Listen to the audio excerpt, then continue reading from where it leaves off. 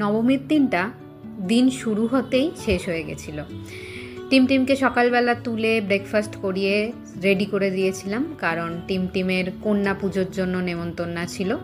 প্রত্যেক বছর 2-3 বাড়িতে থাকে, এবছর একটা বাড়িতেই গেছিল। তারপরেই টিমটিম বাবার সাথে বাইকে করে ঠাকুর দেখতে চলে গেছিলো বলে একটা বাড়িতেই গেছিলো। আর এই বাড়িতে ধরা বাঁধা প্রত্যেক বছরই টিমটিমের নেমন্তন্না থাকবেই।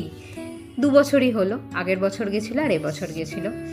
তো টিমটিমেতে যেতে খুব মজা পায়, অনেক বাচ্চা থাকে। টিমটিম একটু লেট করেই গেছিলো বলে টিমটিমের সাথে অন্য বাচ্চাদের দেখা বা খেলাধুলা হয়নি, কিন্তু পরি দিদি আর মিষ্টি দিদির সাথে খেলেই তারপর বাড়ি এসেছে। দুপুরে পাড়াতেই নেমন্তন্না থাকে, কিন্তু আমি যেতে পারি না টিমটিমের জন্য। টিমটিমকে দেখার কেউ নেই। টিমটিমের বাবা ওখানে সার্ভিং করে, বাচ্চাদের হেল্প করে, বয়স্ক মানুষদের হেল্প করে, তো টিমটিমের বাবাই একা খেয়েছিল। তারপর সন্ধ্যেবেলা একটু নর্থের দিকে ঠাকুর দেখতে চলে গেছিলাম, কিন্তু প্রচণ্ড ভিড়।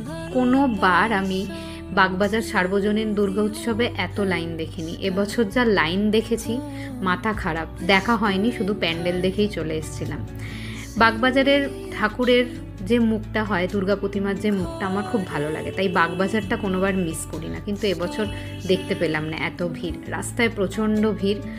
ভালোও লাগছিল, কিন্তু ঠাকুর না দেখার দুঃখটাও ছিল। 2টো ঠাকুর দেখেছিলাম নবমীর দিন, তারপরেই বাড়ি ফিরে এসেছিলাম।